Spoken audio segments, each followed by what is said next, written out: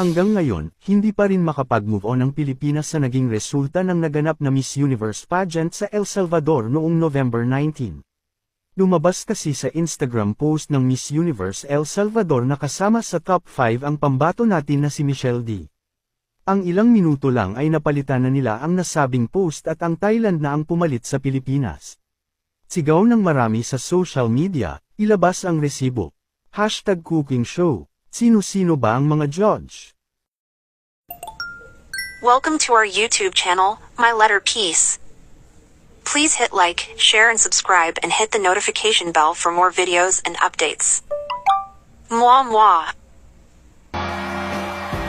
Philippines was first runner-up at her national pageant last year. Michelle D ayon sa isang netizen confirms she has won gold medal for Voice for Change Spirit of Carnival Award, Miss